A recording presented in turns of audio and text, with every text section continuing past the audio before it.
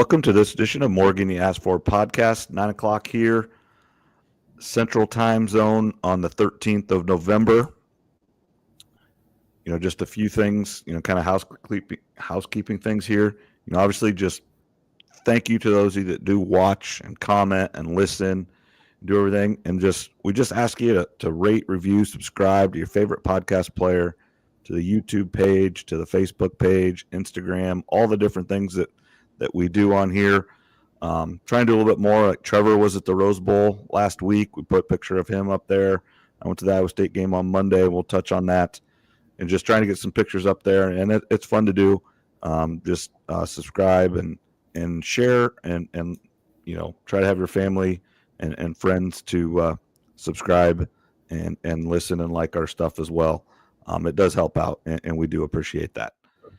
Trev, how's it going out in Colorado? And you had a good trip to California, except for the game. And Iowa State had the same problems. The game wasn't good. I'm glad I ended up not going to Kansas City because it was just a disaster, and we'll get to that later. But first, how was your trip to the Rose Bowl? Oh, the trip was good. The game was fun for about the first 10 minutes. Of course, and it was kind of downhill from there. The Rose Bowl, it's a cool spot. Tailgating there is pretty cool. I didn't get too crazy or anything, but walked around a little bit before the game. And the start of the game, there was definitely more Iowa fans. By the time the second quarter got going, the stadium was pretty much filled up to capacity of where it was going to be. They had the end zones blocked off just because you're not going to get over 100,000 fans there on a Friday night for a regular season game. But it was probably 50-50 at that point. And now, like I said, for about 10 minutes, the game was fun. And then Iowa just got bullied around. And that's the second time that's really happened this year with teams that are either on their level or that they typically are better at, with Michigan State and UCLA. So it's still cool to go to the Rose Bowl, but I'm 0 for 2 there now in my career. How much different? I mean, obviously the time was different, so it was already dark when the game started. Obviously when you're playing in the Rose Bowl game at the Rose Bowl, it's just a different setting. You've got two really good teams that were at that time in 2015 were almost in the playoff, just missed it. Some of the best players in Iowa history, some of the, maybe the best player in Stanford history with McCaffrey.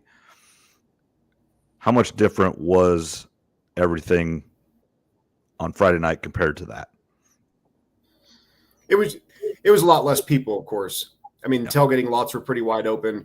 When we went there in 2015, it was packed full, fans of both teams. So you can tell Southern California there, LA, tailgating, it's just a different vibe than it is in Iowa because there's a lot more to do in California. So the vibe was still good. Like I said, it was still fun to walk around the Rose Bowl. The one thing that they do have going is they've got super wide walkways around the stadium. So that kind of helps with the crowd, especially when there was only, I don't know how many people were there on Friday night. I never heard if they did announce it at the game. I don't know if they did on the TV broadcast or not, but call it 50 or 60,000. I mean, it's pretty easy to walk around the stadium. I did a couple laps. I actually bought about the cheapest ticket I could find, and then I sat on the Iowa side, the UCLA side, and I sat in both end zones because they did have partial sections of the end zones open. So I kind of like to do that now. Buy a cheap ticket if you can, move around, and if somebody comes and wants their seat, you just get up and move to another spot. Yeah, it's good to get different perspectives, and again, it's not a place that you always get to. It's not your stadium that like the back of your hand or anything. So, I'm glad you had fun. Games, like you said, game started off really well, up 10-0, and then it went downhill from there. Some things weren't so surprising. UCLA's run defense is really good, so Caleb Johnson struggling wasn't a surprise. As much as he did struggle, was a surprise, I think. But he wasn't going to go have 200 yards and 4 touchdowns. I don't think anybody expected that because they're really good on defense, run defense. Brendan Sullivan getting knocked around and then eventually out of the game did not help the cause because he needed to be able to throw the ball to win that football game. And then I think Jackson Stratton, I think is his name, came in, looked pretty good. And the funniest thing I've heard listening to sports talk and everything since is all the fans wanted, every time it looked like Kirk Ferentz was talking to him or a coach was saying something, all the fans were like, no, don't talk to him because he was doing well. And then most quarterbacks have started out really well, but as soon as they get coached up by the Iowa coaches, they're out. So it's like Kirk Ferentz, I think maybe early in the week or something, had said something about not really even knowing who the guy is because he was playing linebacker on scout team or something. They don't want the coaches to touch the quarterback because they get worse. That was kind of funny to listen to. Yeah, Sullivan having those turnovers really put us in a tough hole. And, only at Iowa can you go from Cade McNamara, you think the season's over, to Brandon Sullivan, where you have two really good games, and then all of a sudden you've got a linebacker playing quarterback. Only at Iowa could you get that. So I would hope Sullivan's going to play the rest of the year. I guess I haven't heard. I don't know if he is. If he's healthy, I don't know if he is either. But if he is healthy, I want him to start. Just because, he can come back next year. But, it was fun for about 10 minutes. But, again, Iowa getting bullied around on both sides of the ball. That's twice this year. And it just – I don't know. It's been a weird season for Iowa, one of the weirder ones I can remember. And they played really, really good at home. And, even in the loss to Iowa State, they didn't play great in the second half. And there's some questionable calls there. But – they didn't play horrible, but they played really bad on the road for the most part. And that's the surprising part, how different they look at home on the road. Yeah, this was a game you and I both had circled before the season. We both chalked this one up to an L when we did our preseason predictions. So Friday night out west, we've seen all the records on teams that have to travel, the Big Ten teams especially, what their record is. It's not very good when they have long travels. So that part wasn't as surprising, but to see Iowa get bullied around, again, if they were playing Ohio State or something, that's a little bit different because the talent level, there's such a big gap. But when it's UCLA and Michigan State, when you get bullied around like that, it is a little bit eye-opening. And I felt like we've talked about this for a few years, but it almost felt like the official beginning of the end of the Ferentz era. And listen, he could come back and coach 2, 3, 4 more years, and he could have another 9 or 10 season win in there in those years, but this one felt different to me. Maybe it's just because I was there, though. You're not the only one to say that, and I remember this. I wasn't following it great. I just started at Iowa State and everything, but Trent Condon, who's on KXNO, brought this up at the end of the Fry era. 96, I think they had a pretty good year with Tim Dwight, Tavian Banks. And then 97, most of those guys all came back. And they just had an okay year. I think they ended 7-5, something like that. Much like this year. Not as good as they should have been, but it wasn't bad. Still a bowl game. Not what they should have been, but not too bad. And then one more year, I think they went like 3-9. Iowa State finally beat them. And that's not a situation now because they don't have a 15-game winning streak like they had at that time. But I think they went like 3-9, and then it was Hayden Fry's last year, and the cupboard was bare. There was nothing left. Ferentz came in, went like 2-29 in his first 30, 31 games, something like that, and then turned it around. But it took him a couple years just because the cupboard was so bare. And he was starting to relate that, last year really good, but there was some fluky stuff, maybe a little smoke and mirrors. This year, a little bit more back to reality, a couple bounces here, there, but not as good a year as they wanted. Next year, looking at all the 6-year seniors and 5th-year seniors, and you're not getting that bonus COVID year anymore after this year, I don't believe. I think this is the end of it. Who is going to come back next year? You got to recruit, you got transfer portal, everything. So it's easier to change up your team compared to like 98. But next year could be a struggle. And then, does Ferentz retire then? And you got to get a new coach, and it's history repeating itself 25 years later. And that was I hadn't thought of it in that situation, but potentially Trent Condon there is not incorrect.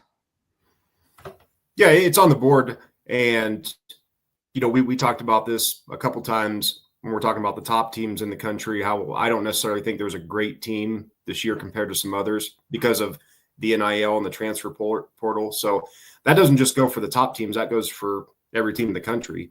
So I was going to lose guys or maybe have a tough time getting them in. If you don't bring the right ones, next year could be another disappointing season. So it's on the board. And yeah, I don't know. Iowa's a top 25 program of the top last 25 years without question because of Kirk Ferentz. But it feels like the ceiling's been hit for a couple of years now. And you almost wonder if the ceiling is going to start to lower a little bit. Yeah, it's very questionable. And Hawk fans are a fickle bunch. And 1 week they're high as a kite, and they think you got the new quarterback. He's going to lead you the end of this year, get better, win out, go win a bowl game, and then lead them into next year and ready to go. And now this year it's fire everybody. And I think this is my prediction. This Saturday they don't play. They have a bye. November 23rd, when they trot onto the field as an offense, Cade McNamara will be the quarterback. That is my call right now. I think Brendan Sullivan's pretty hurt. I wouldn't be shocked if he has a concussion. I know they're looking at his ankle as well. They said McNamara was lifting again and felt good. Obviously it's not guaranteed that he's healthy yet either. Concussions are funny because you might feel good for 3 days, but then all of a sudden your headache comes back and then you're out again and kind of have to start that process over. So quarterback very much in doubt, but if I had to put money on it right now, I would say Cade McNamara starts at Maryland. And I don't think that is a good feeling for Hawkeye fans. No, it's not. I mean, if Sullivan can play, I want him to because he can come back next year. At this point, I'm not even really worried if Iowa wins or loses the final 2 games. I mean, I want him to win the final 2. But what's more important to me is Sullivan getting some playing time if he is healthy to build into next year. An 8-4, 7-5 year this season doesn't make a lot of difference to me. In years past, it would. 8-4, I always say, is kind of the bar. At least get to 8-4, if not better. But I would be willing. If somebody told me Cade can start the last 2 and you go 2-0, or Sullivan can start the last 2 and you go 1-1, I want to start Sullivan just to build on what could potentially happen next year for the team. Yeah, for the best of the program going forward, Sullivan needs to play. Doesn't matter what the record is. That might not be the best for this team right now, but for the program, you have to see what you have with Brendan Sullivan. Yeah, I'd like to see him play if he can. But, if it's close and if the team does feel Cade gives us the best chance to win, Ferentz he's going to try to do everything he can, especially for the seniors, to try to win the last 2 and go to a better bowl game. Kirk's always been big about that. Seniors getting playing time, doing right by them. So it'll be a balance. But, nothing against Cade. I'd like to see Sullivan in there to, like I said, build a little bit up for next year, and hopefully we could have some hope at quarterback next year, even if it doesn't turn out well. Yeah. Anything else really with the Hawkeyes? I don't have a lot. They're starting to get some injuries as well. It's that time of year. Speaking of injuries, we're going to transition into Iowa State here. And we talked about, and everybody's talked about, the better starts. We've given up a touchdown to start the game 4 straight games. Well, we'll go down to Arrowhead. We'll get a stop. They punt it. They have a great punt. Go down it on the 1-yard line. Iowa State goes 99 yards, up 7-0. Well, then they go 70 yards on a play and ties it up, and then holy hell happens. 6 straight scoring drives, and then essentially all in the second quarter, maybe start of the third, doesn't really matter. And then Iowa State catches up and actually kind of makes it a game, and there was a pick 6. We were just trying to do too much. That essentially ended up only losing by 9. But the game wasn't that close. And I truly believe that the injuries are starting to catch up. It was Band-Aid. It was duct tape. It was just held on by strings. somebody was making a play and they were able to win some games during the year. Finally, the injuries are coming back. The talent's just not on the field because some of those receivers for Kansas were running as wide open as you'll ever see. We blitzed off the corner, and the safety did not cover him. I mean, that somebody ran the wrong play. Whether the corner wasn't supposed to blitz or the safety didn't cover, doesn't matter. But they left a guy wide open, and it's just pitch and catch. And then we have a touchdown where we run a great play, and our quarterback misses it. That was really the end of the game. We had a chance there. I mean, think about that.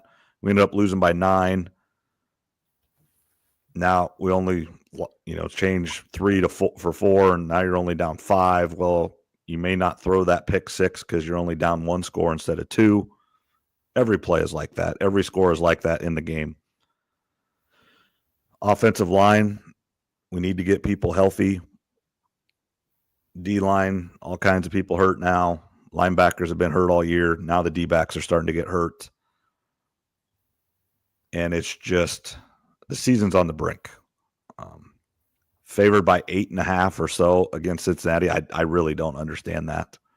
I don't know if we should be favored by anything over anybody right now. And Cyclone Fanatic and Iowa Everywhere people, and this is a fair question. I'm going to ask you this question as well.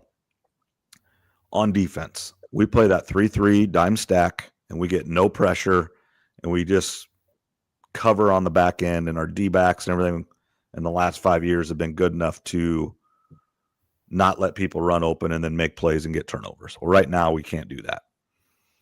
Teams are running for almost 5 yards a game, 5 yards a carry on us. If you know that all these people that are hurt are not coming back, which that's a whole nother argument, but Matt Campbell straight up lies to everybody's face on injuries. Everybody's close, and we dodged a bullet. Well, the guy's walking on crutches with a full knee brace. He ain't coming back.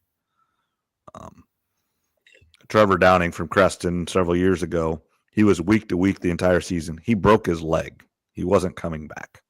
I mean, it was the worst kept secret in the world, but every week he was week to week or day to day. Now, some of them might be able to come back pretty soon. I mean, that's just the reality.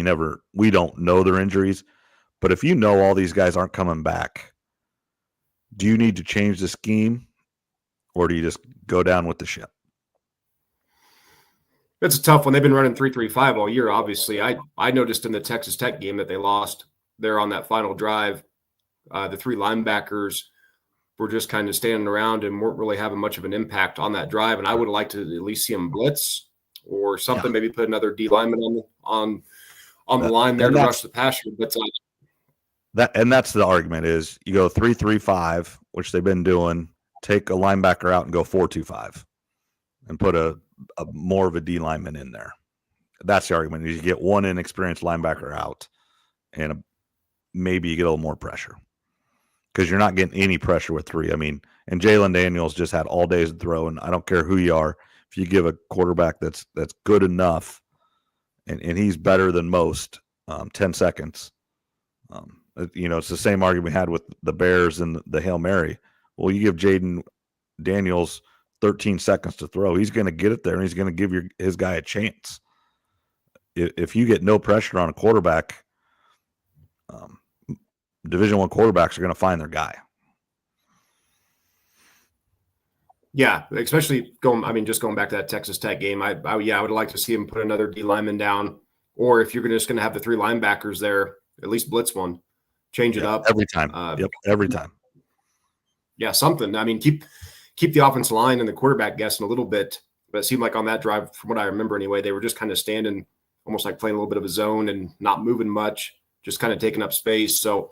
Yeah, I mean, at this point in the season, I don't really know if you could have switched it up. I didn't really get to see much of the game. I was driving. But, it's the weird thing for Iowa State is, let's say they finished 8-4, 9-3.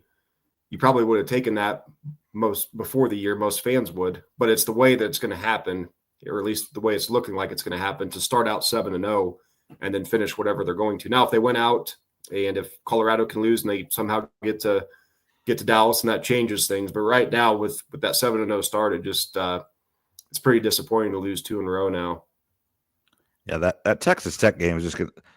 Kansas manhandled us, and Kansas played really good against Kansas State. Kind of blew it. Daniels fumbled. They had a lead in almost every game, so they've just kind of had some bad luck / just bad mojo. But they were ranked in the top 25. They were supposed to contend for the Big 12 title, so the talent was there. It just wasn't working, and maybe it's getting better now. And they're going to have all kinds of say on how this Big 12 championship game happens. They're not going to get there, but they just beat Iowa State.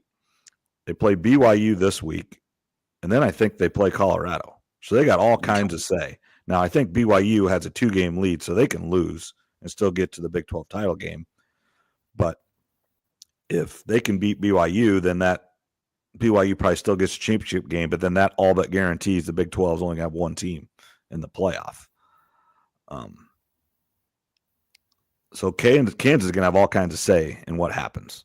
Iowa State just needs to win, and a loss for Colorado, and they're in. As tough as it is, as sad as Cyclone fans and mad as they are, as long as you win, the odds are Colorado's going to lose just because they're not an elite team, and most teams lose a game out of 3. That's just reality of college football when you're not an elite team. The problem, there's 2 things here. This week, Kansas State and Arizona State play. In my opinion, you want Kansas State to win that game to give Arizona State the 3rd loss, and then you play Kansas State later so you can give them their 3rd loss. But going back to Colorado, if you look at Colorado's schedule, they've got Utah, Kansas, and Oklahoma State. So on paper, that's about as good a schedule as you could ask for this year to end. But, we'll see. Utah, I'm a little higher on Utah than most people this year. All their games have mostly been close. They've just had the injury at quarterback. They can't finish out. But for Colorado, it's all right there for them on paper. Kansas is playing better, though. That's going to be a tough one if they can get past Utah, though. Yeah. It's just Colorado is in the same situation Iowa State was a week ago. They control it. You win, you're in. They're not going to be easy. Pressure. Now, the thing that Colorado has that BYU doesn't have, Kansas State doesn't have, Iowa State doesn't have, Arizona State doesn't have, is they have 2 of the top 5 players in college football on their team. That does help a lot. So they have elite players.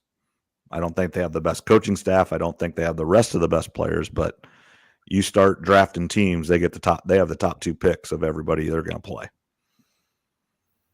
Yeah, they have that. They've got momentum. Their defensive line's played a lot better. Warren Sapp's been helping with the D-line this year. That's come around. The offensive line is still the biggest weakness, so I'd be interested to see how they hold up the final 3 weeks. But I do agree with you. At this point, the Big 12 is only getting one in. Right.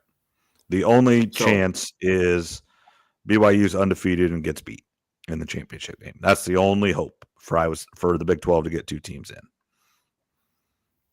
Yeah, that's the only hope. And even then, I still don't think they're probably going to do it, because then we'll get into the SEC. But you're going to have one of those SEC teams sitting there with probably a 10-2 record or something that we know the committee's going to want to put in. Right. Anything else with Iowa State and Iowa? Really nothing else to talk about. Iowa State plays Cincinnati 7:00 on Saturday night.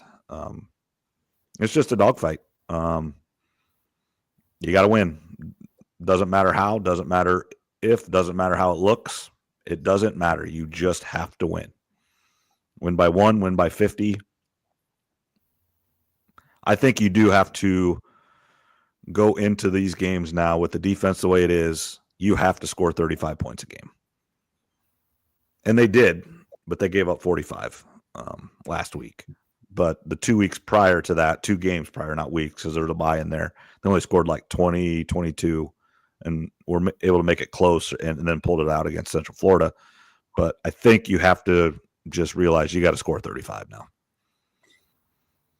Yeah, especially with the injuries, they're going to have to put up some points. So, yeah, are you going to the game? Yeah, yep, we'll be there. With it being a night game, we're going to go up Saturday morning. Probably not even really morning, noonish. I mean, since the game's not till 7, then we'll stay all night just because we'll be late. Don't need to get home super late. Yeah, so you're just kind of speaking Iowa State, and I know those of you that do follow the social media and stuff. I did go to the basketball game on Friday, and that was because I took the camper up. We got it winterized and everything, so we can't use a sink or anything anymore, but we can turn the TV on and sleep there and use the heat. It's not really going to be that cold on this Saturday, but just in case we need it or whatever. And so I'm sitting in Ames. I'm driving up to Ames. I'm thinking this at the time. I'm like, I'm going to be in Ames at 6 o'clock where I can see Hilton Coliseum and there's a basketball game on. My team's ranked number 5 in the country. Why would I not go? So I went and bought, and this is we've had this argument too, bought a $10 ticket, but $20 in fees. So it's so dumb. So like a $30 ticket. I mean, it's just ridiculous. They'll get you with those fees. For the Iowa game, I use the Game Time app. I've been hearing about that on some podcasts I listen to. So the price that you see is the price you pay. I think there might have been like a $2.99 fee of some kind. Maybe just standard tax. I didn't even look. I just noticed that there was nothing crazy like with Ticketmaster and some of these others. So check out the Game Time app maybe. Okay. And I have all mine like SeatGeek, StubHub, whatever. I have it, so it tells me what the price is. But then when you actually check out, it says price of ticket $10, $9.99 for this fee, $4.99 for this. So when I buy the ticket, I know what the price is because I have that clicked. But then when you actually see it broke down, it just makes you sick. Yeah, it just seems silly. But no, that's good. You went to the game, and yeah, that's things are weird for Iowa State. But getting into the bigger picture of college football, you probably saw the new ranking show, the matchups. I think the matchups for this one look a lot better if that's the way it was to finish. What is it? Notre Dame going to – no. Who was going to Penn State? Ole Miss. Ole Miss was going to Penn State, right. And then Alabama was going to Indiana. So I think most everybody agrees. Awesome. We don't want to see Big Ten versus Big Ten or SEC versus SEC in the first round if we can help it. Now, after that, Big Ten teams and SEC teams are going to play each other just by default because they're probably going to get 8 teams in. But for that opening round, I think it'd be good to have Big Ten versus SEC or other conferences just because leading up to it, it'll, everyone will be bragging about the Big Ten or the SEC who's better. And then they'll have the bragging rights after, until the next games are played. But I think most of the country would agree we don't want to see an SEC versus SEC team if we can help it. Whether that's right or wrong, but as a viewer, that's what we want. Do you think that the committee will manipulate it, not necessarily change the teams that are in, but will they manipulate it one up or down to try to do that? Or will they just try to get a best game? If they can get Alabama versus Texas, they want it, right? Yeah, I mean, it depends on the matches, but if you can, I think most of the country would like to see Big Ten versus SEC. How cool would it be to see Alabama at Indiana? I mean, Indiana Stadium is not huge. It's not 100,000 people. Obviously, Penn State is. They would want it to be a night game. It would be a whiteout. But Alabama traveling to Indiana would be awesome. Yeah, I want those. Most people do want those southern schools to come up north if they have to. Now, if Alabama or someone gets to host a game, then that's different. That is what it is. But these Big Ten teams, if they get some of the top seeds and it holds out, I want to see teams from the South have to go up there. Yeah. Yeah, it would be awesome to see Alabama have to go to Ohio State. If that situation arises. So the poll is what it is. We're talking about this before. I kind of want this discussion. The argument is, do you want the best 12 teams in or the 12 most deserving? I think most people want the best 12 teams. But if you do the 12 best teams, according to Vegas, on paper, the recruiting rankings, that eliminates so many teams. I'm going to use Iowa State as an example. If you are going to go the best 12 teams, Iowa State could have went 12-0 this year, won the Big 12, been 13-0, and I still don't think, according to Vegas, they would be a top 12 team. If Alabama came up to Iowa State for that first round of playoffs, I do think Alabama would still be favored. And it doesn't matter if Alabama lost 3 games. And then kind of the opposite side, where I think I agree the best 12 should be in. I do think it needs to be the 12 most deserving because the games have to matter. You still have to win games. And our friend of the program, and he's been on here a lot, Zach and I had great discussions on Sunday about this. They still have to beat teams, They went and lost to Vanderbilt. Notre Dame were 27.5-point underdog or favorites to Northern Illinois, and they lost. That has to penalize them. Losing has to penalize teams. Yes, Vanderbilt isn't the worst team in America like they've been, but they're still not better than – they're still worse than Kansas State. They're worse than Colorado. It's not good. BYU has two wins against top 25 teams in that poll. Texas has 0 wins against that poll. Now, it's not all their fault, but it is what it is. And Texas is ranked number 3 in the country because they're Texas. It's brand in recruiting rankings. Yeah, the brands, and we know they're going to favor SEC and Big Ten teams. They're going to want to get as many in there as they can. The one thing I did like to see, I don't know if it's right or not, but at least they are willing to consider, Georgia was the first team out. So Georgia does have that win on the road at Texas, which that should matter. Right. Yeah. But, that's a big game this week, Tennessee and Georgia. If Georgia loses that game, that might be all she wrote for Georgia, even if they were to win out after that. So this is Georgia's season's on the line. And I understand, I get the argument, and I made this argument. Everybody was mad that Florida State didn't get in last year. Georgia didn't get in, and their only loss was to Alabama. And if you put them in a 14 playoff last year, they might have been favored to win the thing. Yeah, I understand they lost, but if you truly put them in and you put them up against Washington first, they probably would have been favored. Now, you still have to play the game. You have to beat them. But would it have shocked anybody to see Georgia win the national title last year if they would have got in? Absolutely not. And this is the argument.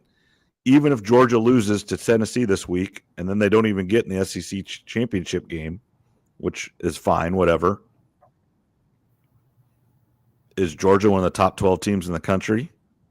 And if you put them, even if you don't think they are, if you put them in the bracket and you let them play that game, are they going to win a game or two? Or would it shock you? Absolutely not. But you still have to win games. And I understand the teams they've lost to are Alabama and Ole Miss, both teams in the playoff right now. And Iowa State doesn't have, teams like Iowa State or BYU don't have teams that aren't playing in the playoff. But that's not their fault either right now. Give them a couple years. They need to get the ability to go schedule a couple of these games.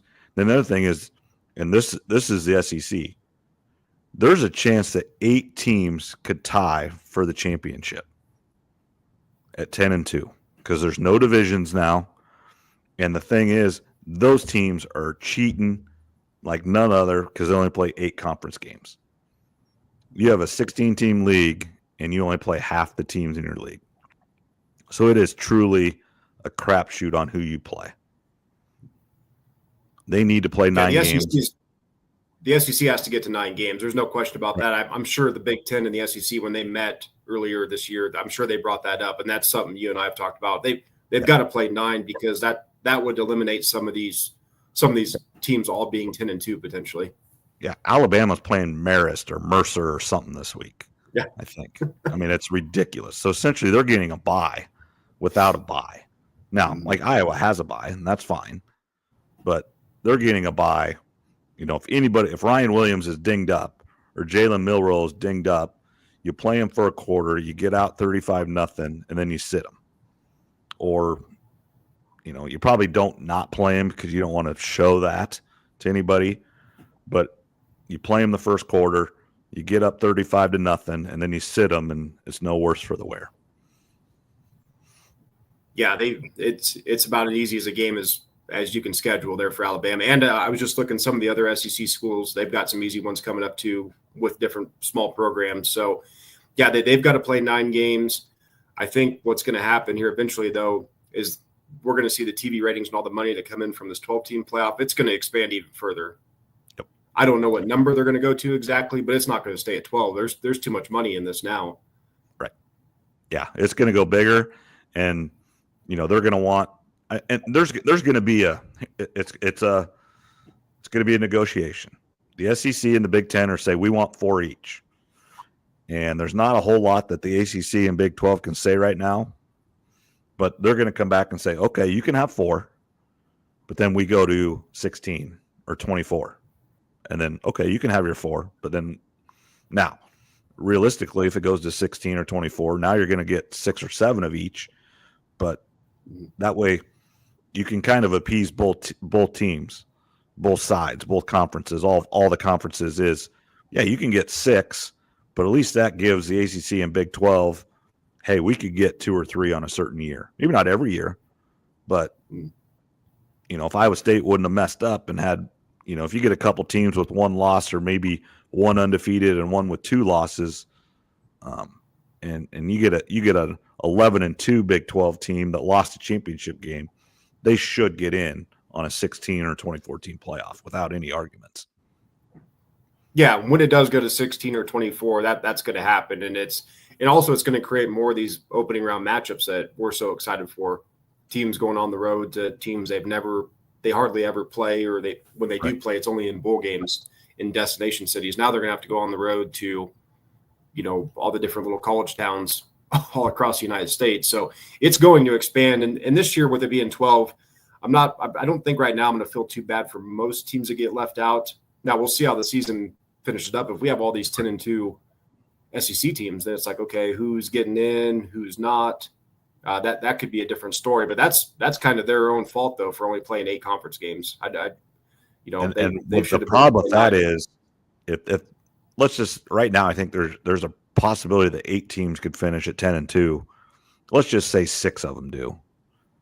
The 2 teams that have to go to the Big 12 or the SEC championship, and then the actual team that loses, they're going to get left out.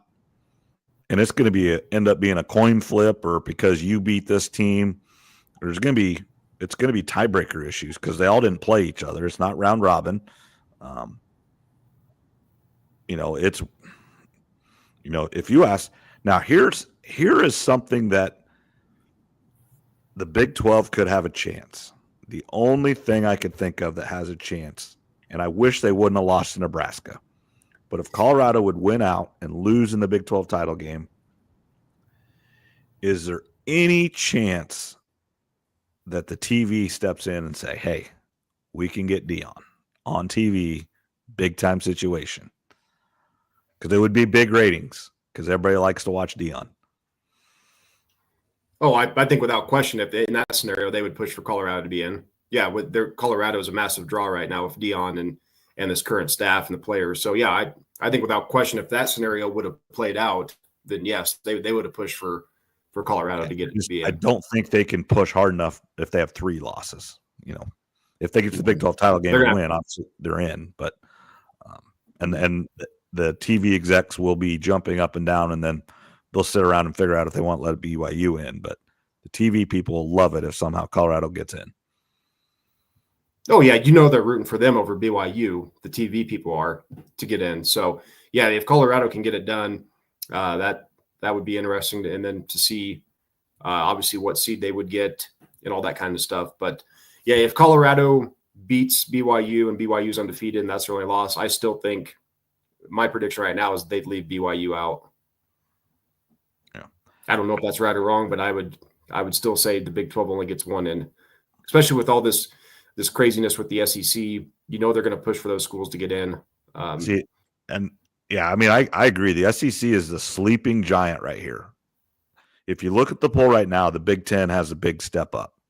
But you got to think Ohio State and Indiana have to play each other. So one of those teams is going to have another loss or a first loss if you're Indiana, if you can get there. I think it's in 2. I don't think it's this Saturday. I think it's next Saturday.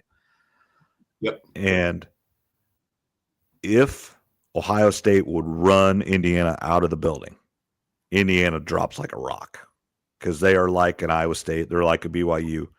They'll put them in and they're fine. But as soon as you lose and now you're right back to out, you're going to put that 2 or 3 loss Alabama, Georgia in over Indiana, even though Indiana's in the Big Ten.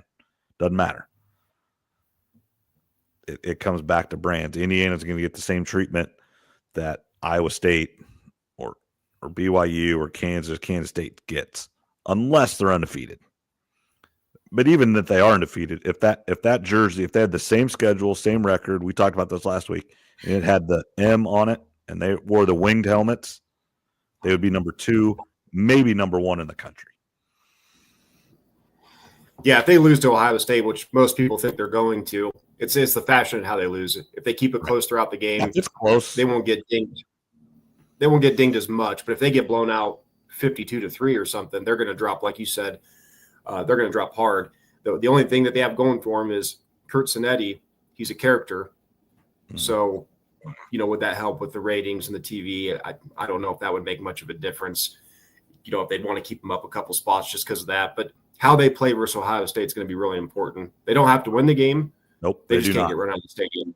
Right. If they lose 30-26 or 24, they're fine. They're in the playoff because that's where they do get the benefit of the doubt because they are in the Big Ten.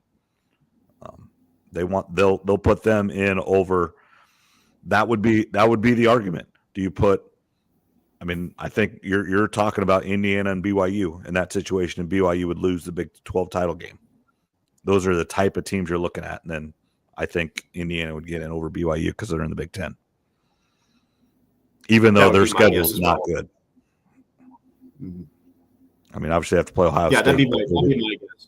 So they dodged everybody else. We'll see how it plays out. Yeah, that's what's frustrating but kind of fun. Most of the time, it plays itself out.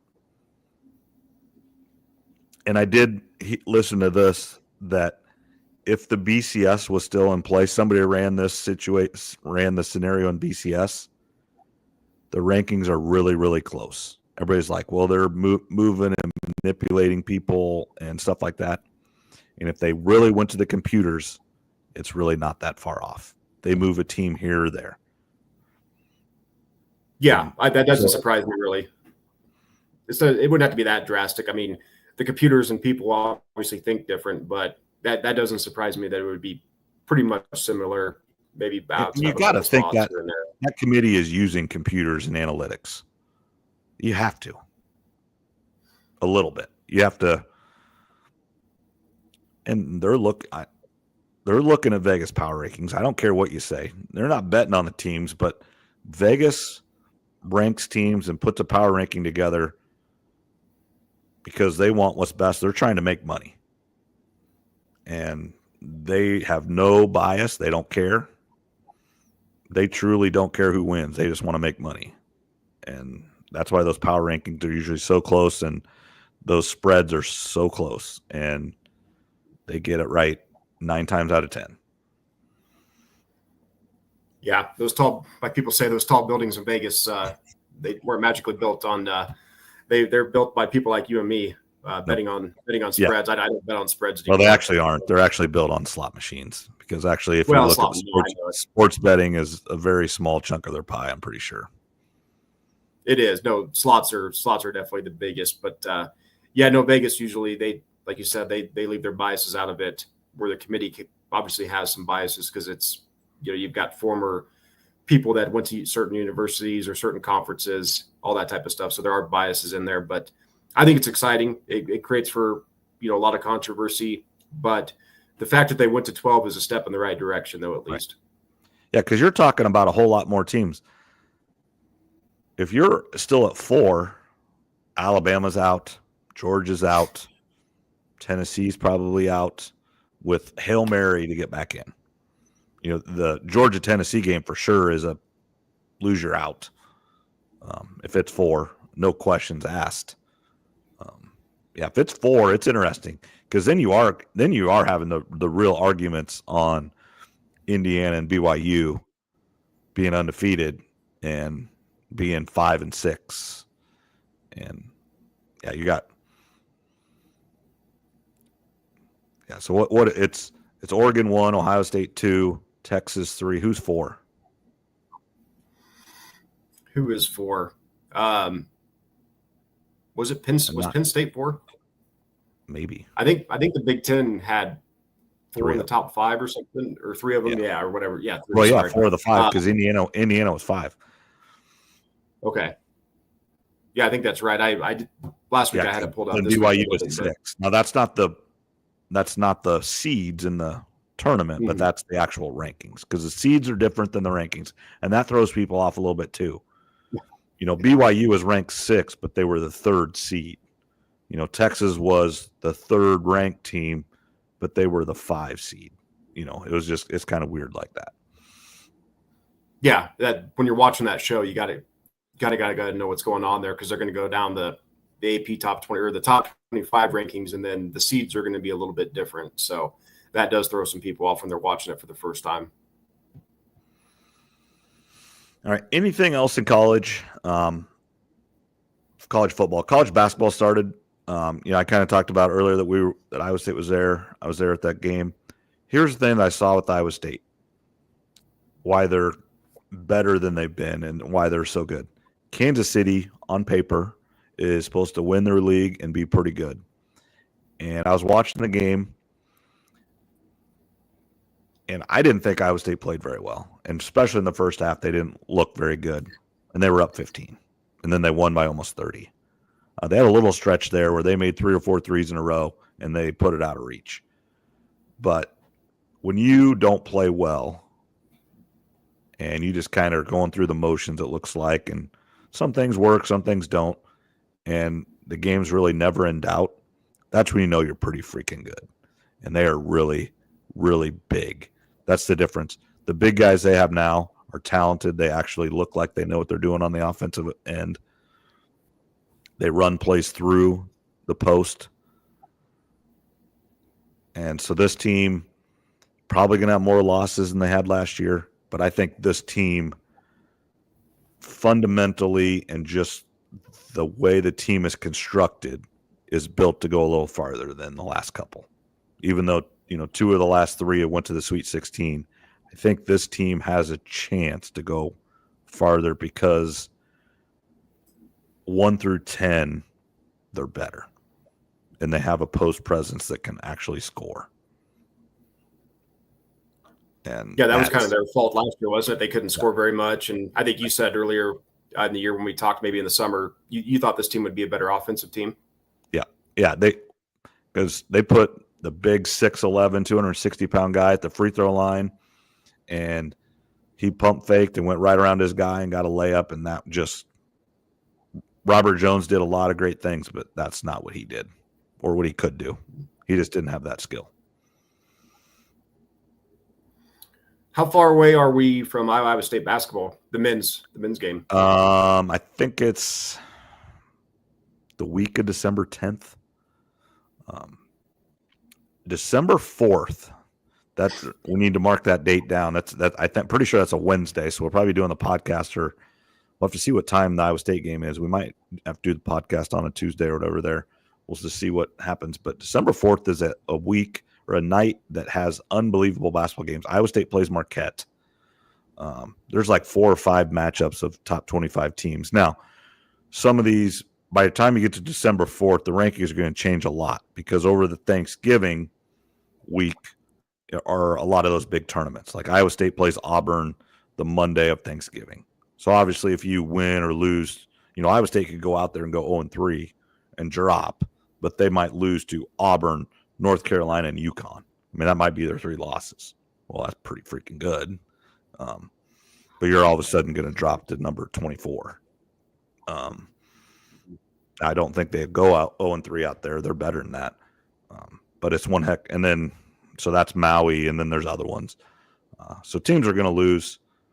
And then the other thing, I think it was last night, was the Champions Classic, Kansas, Michigan State, Duke, and Kentucky all played. And I understand why they're in it, but Michigan State needs to stop getting invited to that stuff. They've been the champion. They deserve to be in it for 15 years, maybe 20 years, but they aren't that team anymore. They're not even ranked. They've not been as good the last few years. You need to get UConn in that game now. UConn's the bluest of blue blood since 2000. They're better than everybody else. They're better than Duke. They're better than Kansas. They're better than North Carolina. Since 2000, they have like 5 championships. Yeah, we talked about that after they won this past year, earlier in the year.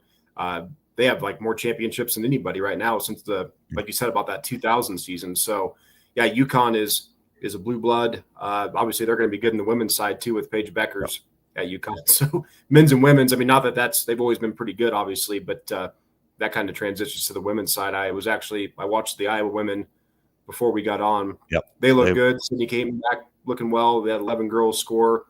A lot of freshmen played. I think a lot of freshmen are going to play this year, but some that did look pretty good. McCabe looks like she's going to sort of take over for the Gabby Marshall role, but she looks more comfortable with the basketball, moving around with it than Gabby did. So she was hustling around. The team looks pretty solid. I think they're going to be – I almost wonder if they should have been ranked coming into the season, but I get sort of why they're not.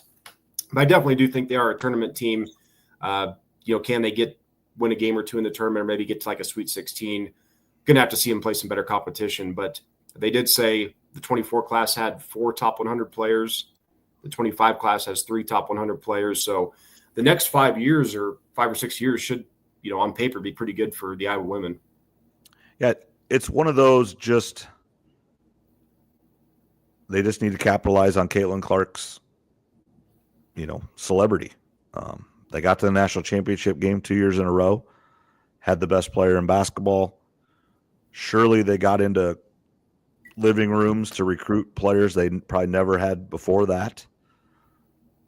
And hopefully the coaches can get a few of those kids. You always wonder when you get in those rooms and, you're down to the last 3 teams, and it's Iowa, it's UConn, it's Maryland.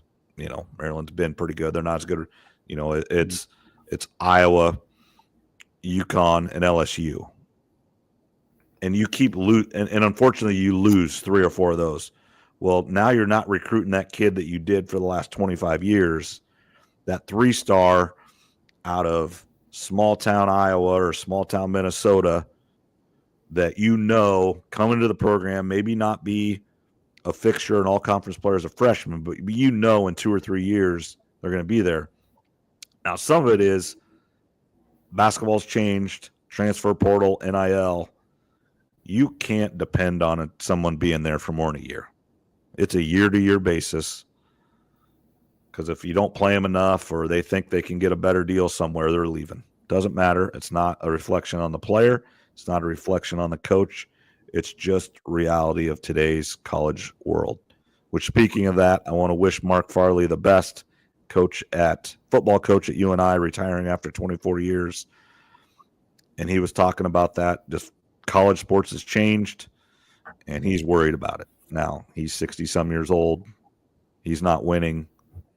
But what he said was 100% right. He was right on the same lines as Nick Saban. I think everybody remembers what Nick Saban said is he knew it was time to go when Miss Terry, I think they had recruits over, and mom or dad or somebody, all they asked about was how much money he's going to get. And they realized they were out at that time. Mark Farley's that way too. And a guy like David Johnson or Kurt Warner, those type of players, more David Johnson, that was a really good player, beat Iowa State. That player, after a year or two, there's no way they stay at UNI now. It's just reality. Iowa's going to come in, Iowa State's going to come in, or anybody else.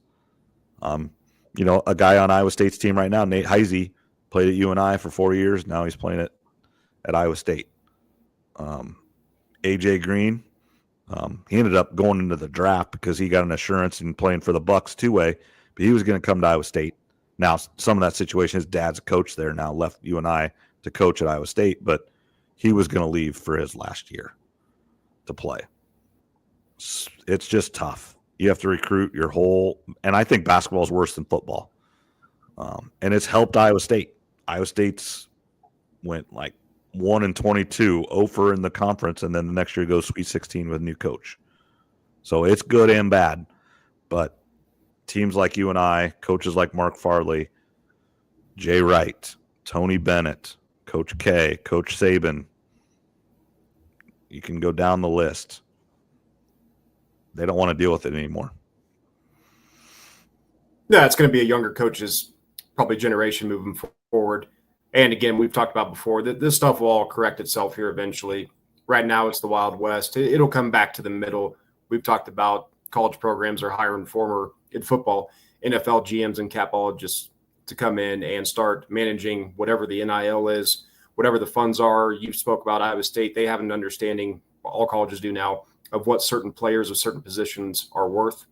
And then there'll be a correction back to the middle. It's just like in the 2000 or 2020 or 2021 when everybody was scared to say anything and everybody's getting canceled and all this other stuff. Yep. And now people are just like, yeah, that's not the way the real world works. So it's come back to the middle now, thankfully. And in college sports, it'll come back to the middle some. It won't be like this forever. Yeah. And now I do think Iowa football may be in a little trouble with money on NIL. And overall, they got plenty of donors. There's plenty of money there, but they've just been burned. They're paying McNamara $750,000, $600,000. You don't know officially, but that's the word on the street. And he's not been good enough for that. You paid Caden Proctor. Now, he didn't get all his money, but you were paying him. He took some money for the month he was here. Those are the situations that some people just aren't going to give anymore. And that's just the reality. So you have to hit on more than you lose on when you go for the big fish. And that's what everybody's like, well, Kirk Ferentz is slow and not doing the transfer portal great. Well, McNamara was the number one quarterback in the portal that year. They got him. Proctor was the number one overall in the whole thing last year in the portal. They got him. So they've got the last two big names that they wanted. And I don't know how much you watch, but I watched that Alabama LSU game. Caden Proctor's good. Really, really good. And, I mean, you just look at him. He's so big and can move so well. He would help that Iowa team a lot. But you can't blame him. He goes to Alabama and starts as a freshman.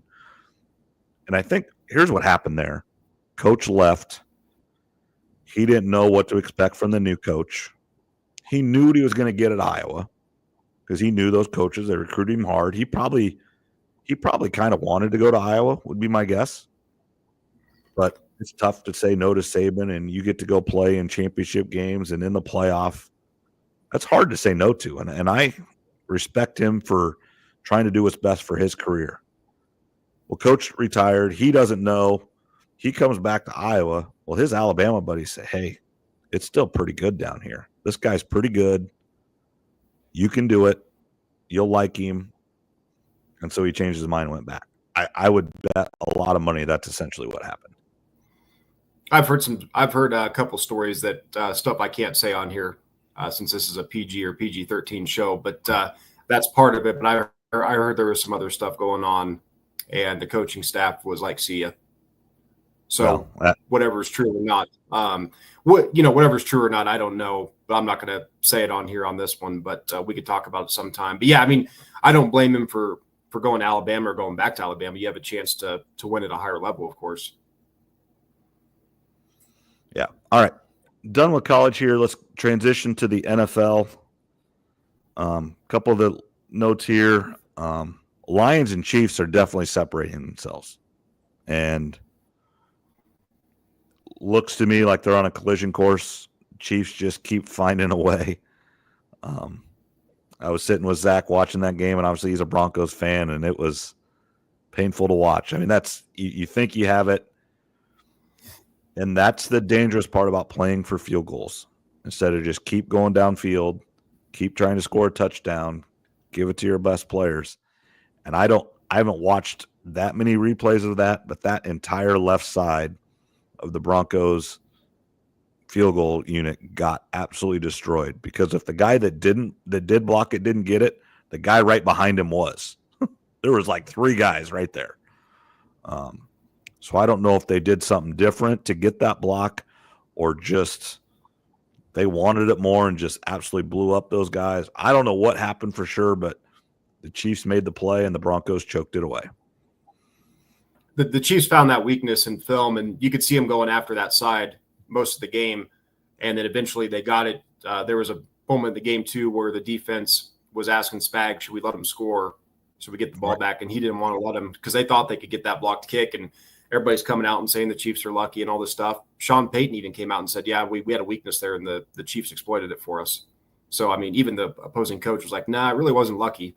That's what happens when you have a dynasty. And every week I keep hearing how the Chiefs are lucky. Chiefs ain't going anywhere. They're going to be around the next 5 to 10 years. So if you don't like it now, get used to it, because it's not going away. As long as we've talked about this, as long as Andy Reid and Patrick Mahomes are there, they'll be fine. Mm-hmm. Yeah, I don't know if they're going to go undefeated this year. They got a big one at Buffalo this week. If they can get past that one, then maybe we could start to talk a little bit. But the Lions game, Jared Goff had one of his worst games of his career, and they still come out and win it. That almost gives me more confidence in them. They shut out the Texans in the second half on the road. That could have been an easy game for them to drop. And I know we talked a couple weeks about playoff teams who really could go to a Super Bowl, who couldn't. I think a team that's starting to emerge is the Chargers. And their defense went from, I think, like 24th or somewhere in scoring defense to number 1 this year. Herbert's only thrown 1 pick. You and I talked about it. Harbaugh's going to have him playing more efficiently. The offensive line and run game's doing well. And then Ladd McConkey's emerging as a rookie. And then their first-round pick last year, Quentin Johnson, the last few weeks has just started to explode. So if they can get a little bit more explosion on the offense to go along with that defense and Harbaugh, I'm not so certain that AFC Championship game may not be Chiefs-Chargers. Now, the Chargers have played a couple, I think 2 or 3 easy opponents in a row. They've got a 4-week stretch coming up.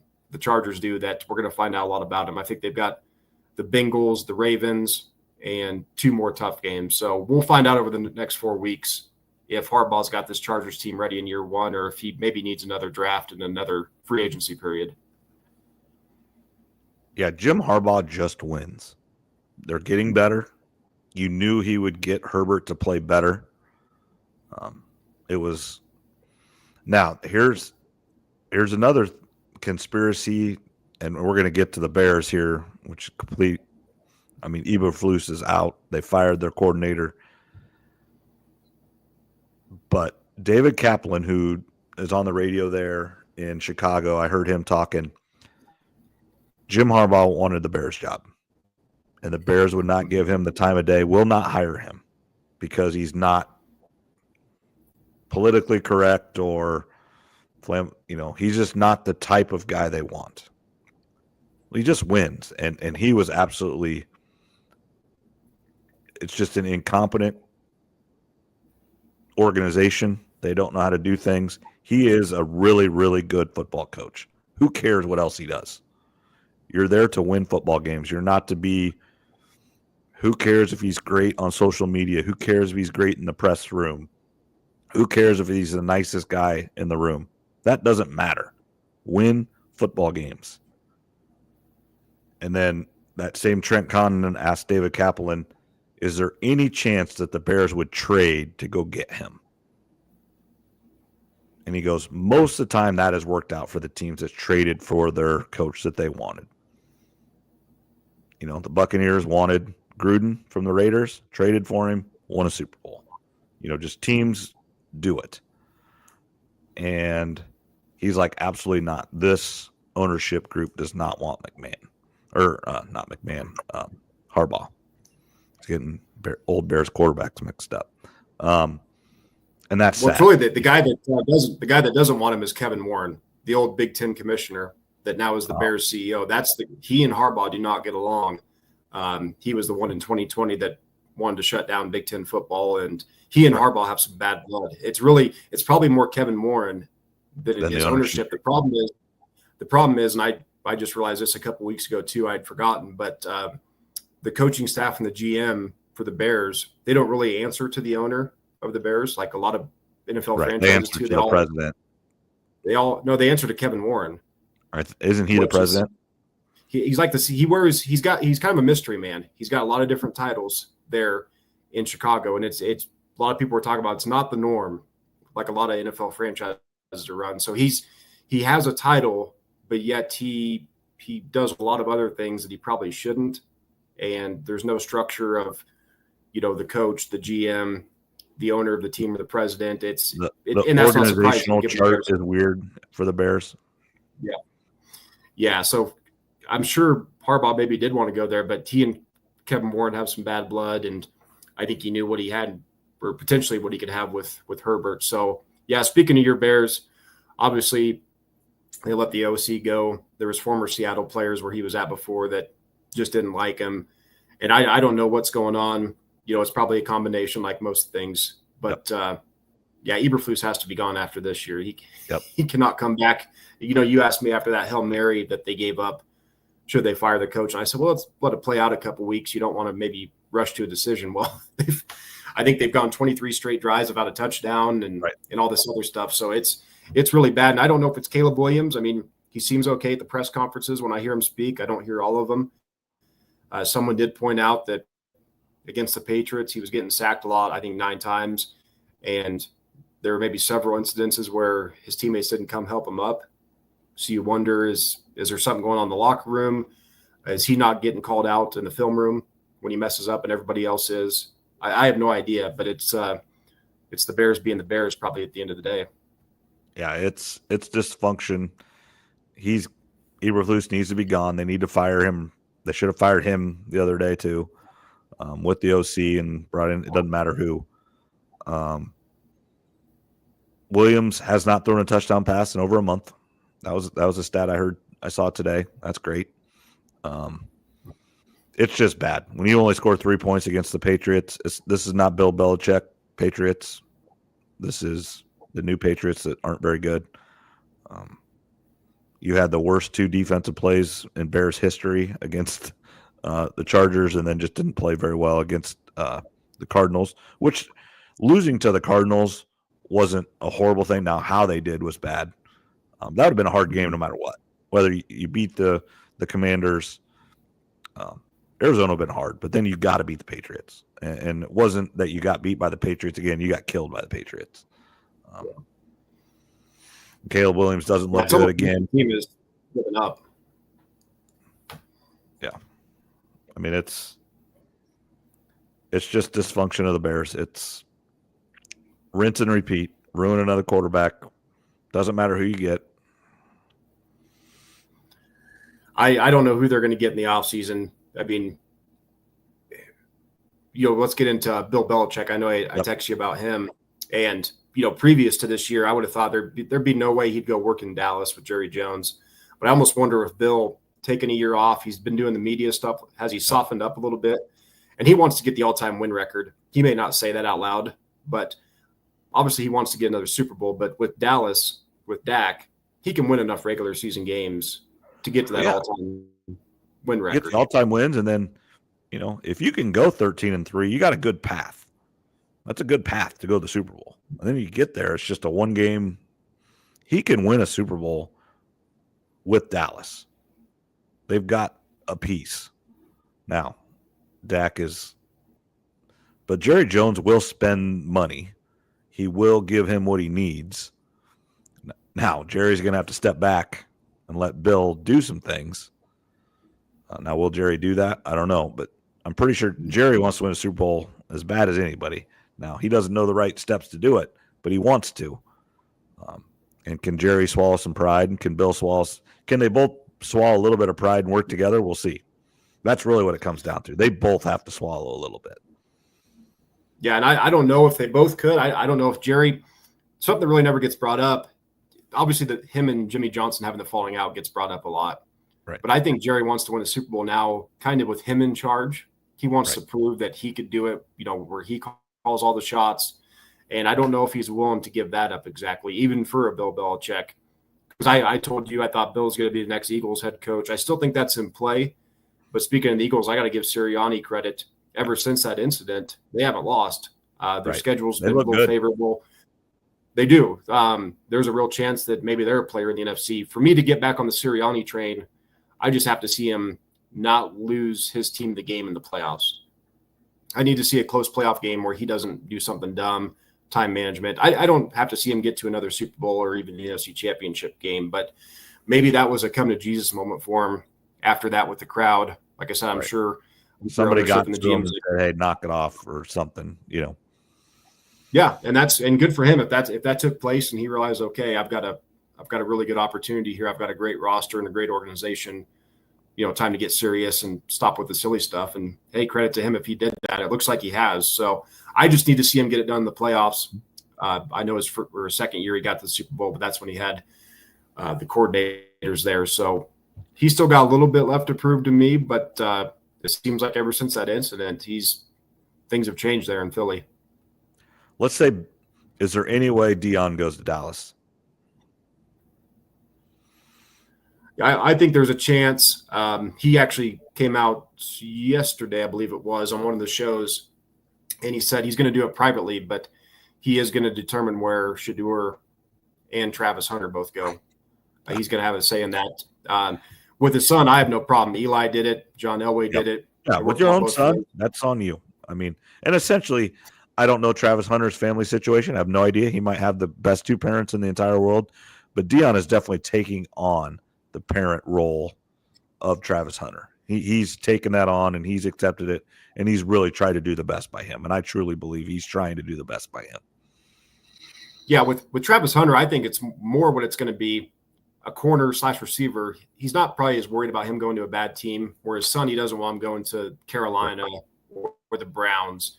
Right. He'd probably be fine with him going to New York or something. I think with Travis, what it's going to be is if a team says, hey, we see you as a corner only, and we don't want you playing receiver, or vice versa.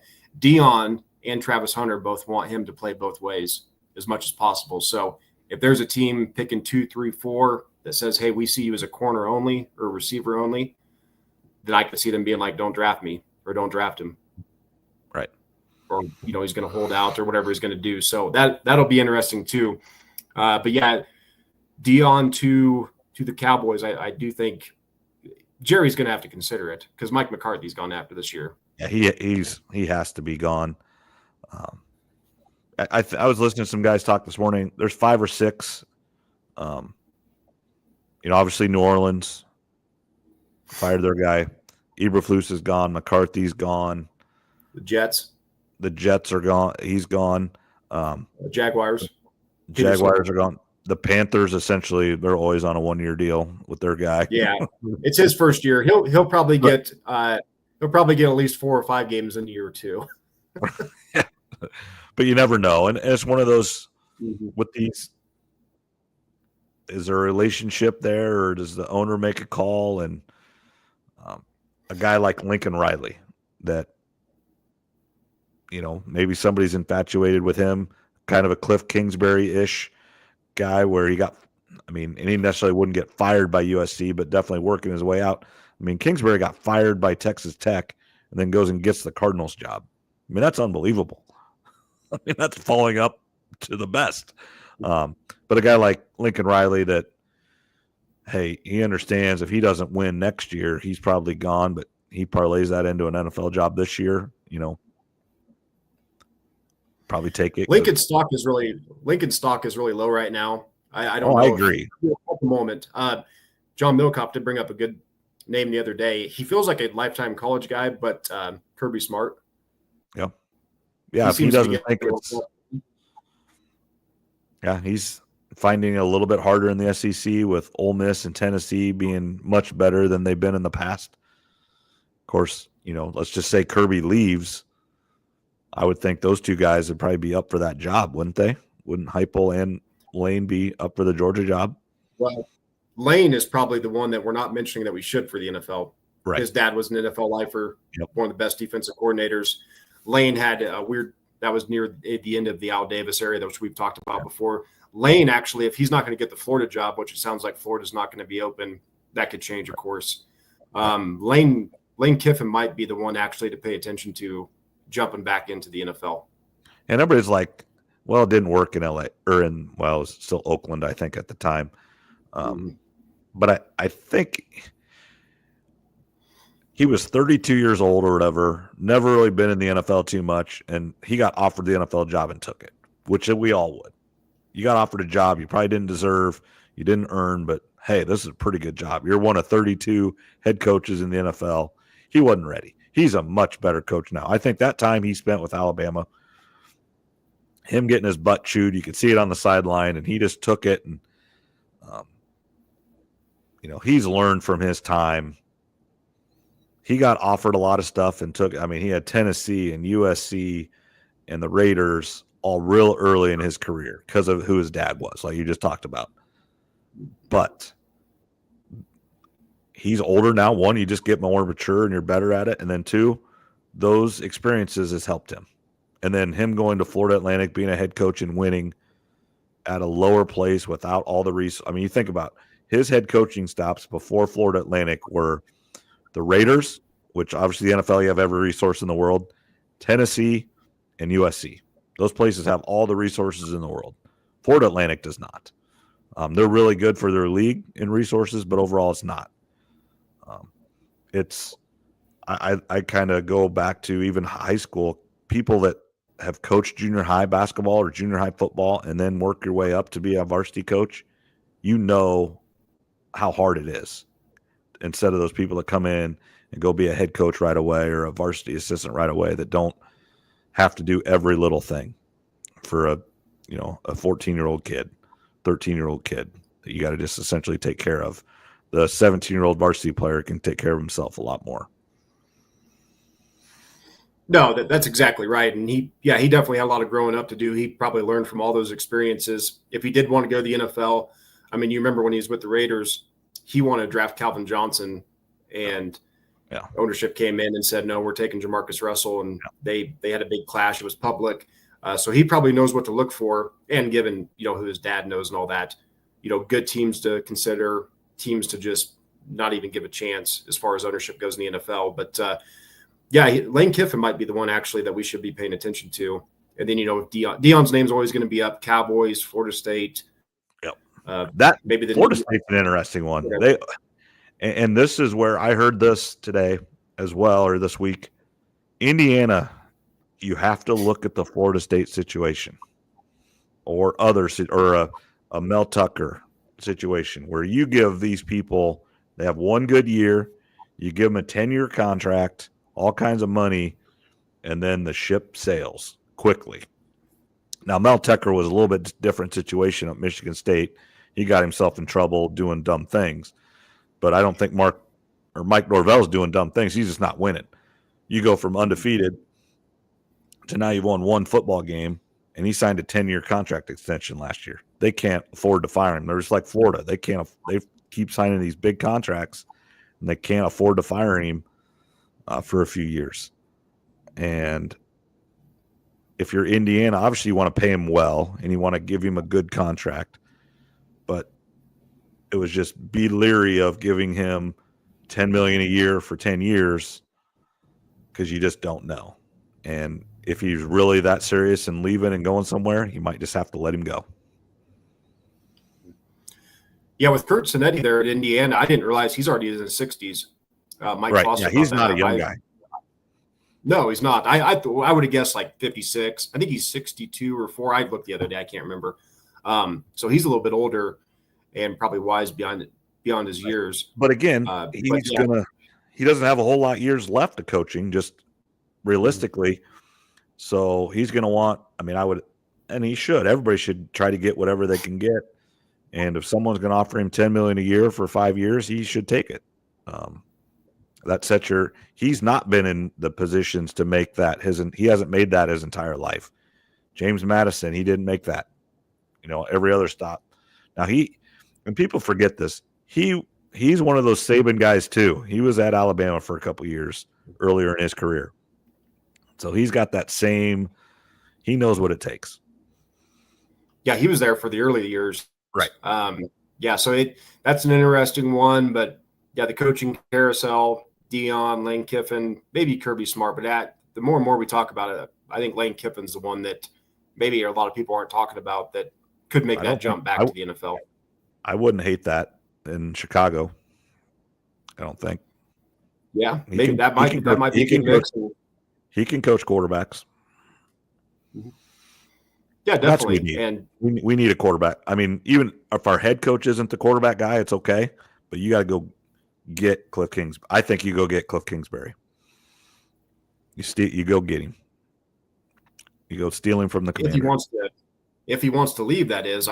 Yeah, but you're right though. Whoever the Bears go after or get, the most important thing is getting the quarterback right.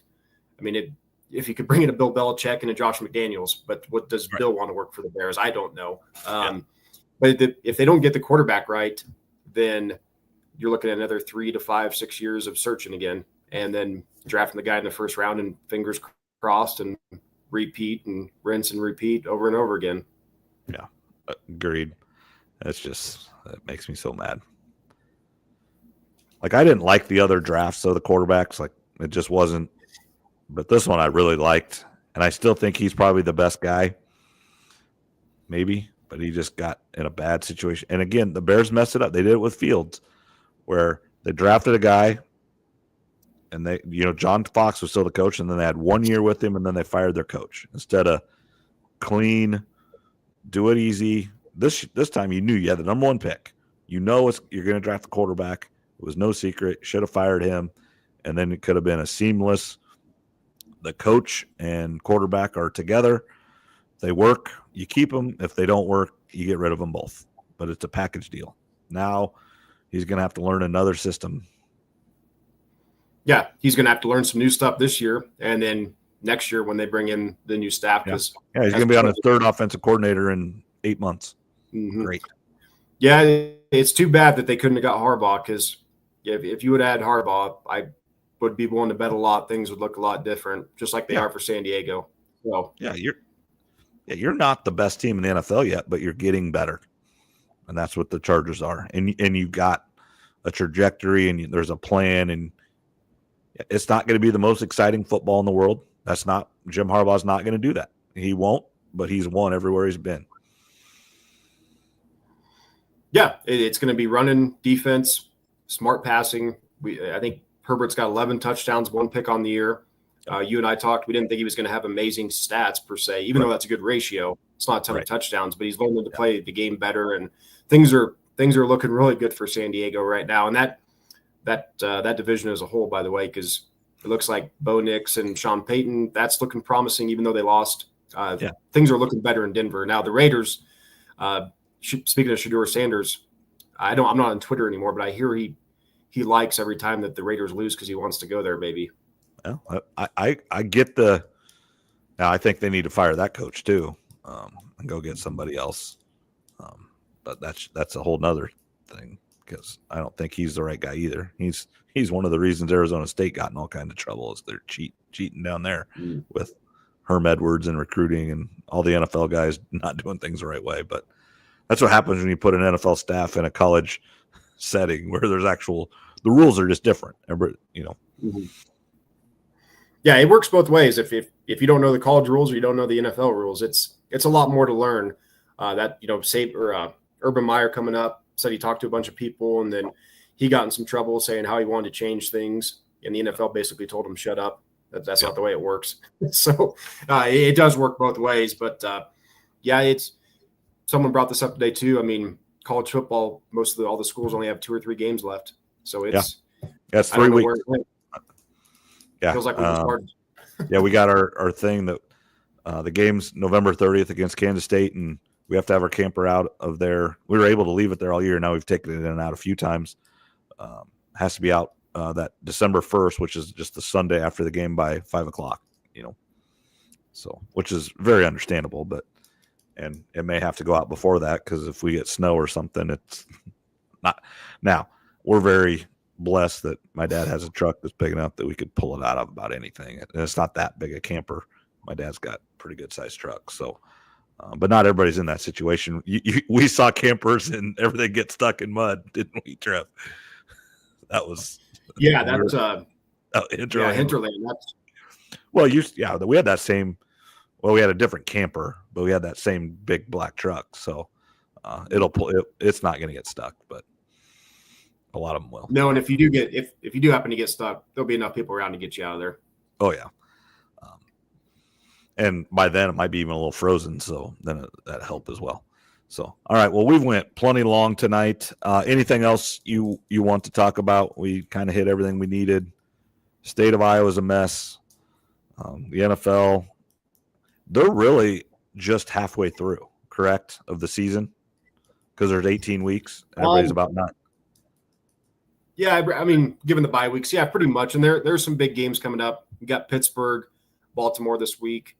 And the Chiefs and Bills, the Bengals are going on the road to Chargers. That's their season's kind of on the line. So there's some good games this week. I was just thinking of this. I saw some before we got started. The Mike Tyson fight is Friday on Netflix. I'm going to try to watch that, I think, just because I'm intrigued. Yeah. I want Tyson to beat him up, but I don't think he will. I think he loses, but he's 58 I've got old. No idea. Yeah, I've got no idea. I just remember when I was younger, my mom and brother, and Friday night fights was a big deal in the Tyson area. That used to be big, in the boxing world. So I forgot that was getting close, but now I know. I was wondering what I was going to do Friday night, so I'll be watching that because I think if you have Netflix, I think it's a free stream on there. It's just on Netflix, so and most people have that. So yeah, it's not the old HBO pay-per-view that used to. I remember going to a buddy's house and watching him when his first fight when he got out of prison. I think it was Peter McNeely or something, and it was a big night. Yeah. Obviously there's all the undercards and everything, and he comes out and McNeely gets hit once and he's out, or maybe twice. But first round, it was over. I mean, it was like, you got to be kidding me. McNeely was showing him up too before the fight, and I think that one was like 30 seconds maybe. Yeah, it was. I can't remember exactly, but it wasn't very long. I know that. Yeah. So other than that, no, that's I guess that's the last thing I had, and we'll see what happens after this weekend. Hopefully good news for Iowa State, but we got a few weeks left of it. Yep, 3 weeks left, and then that, and just kind of, this is a topic for a different day, but I think conference championship games might be a little bit in trouble or irrelevant going forward, especially if they get to 16 or 24, because the season's going to take so much longer that's a game they're going to have to cut back on. And essentially all those teams are going to get in the playoff if you get in the conference. And that almost needs maybe to be the rule, is the top two out of every conference go, and then at large after that, things like that. So yeah, that might be something they'll have to consider, especially once they expand. But yeah, for this 12-team one, we'll see how it plays out. I'm hoping for chaos because that'll give us plenty of good things to talk about. I mean, ultimately, I was talking with Kyle, guy I teach with today. We said, really, essentially, Iowa State and Iowa are out. I mean, Iowa State has a chance. I mean, there is a path there, but overall, let's just everybody lose. Let's just have utter and complete chaos, and then we'll figure it out. Yep, utter just chaos, and hopefully good games once the playoffs start. Yep. All right. Thanks, Trev, and we'll be back again next week. Again, thanks everybody for listening, tuning in, and supporting us here at Morgan You Asked For Podcast. That is Trevor Voss. I am Ryan Morgan, and we'll talk to you guys next week. Have a good night.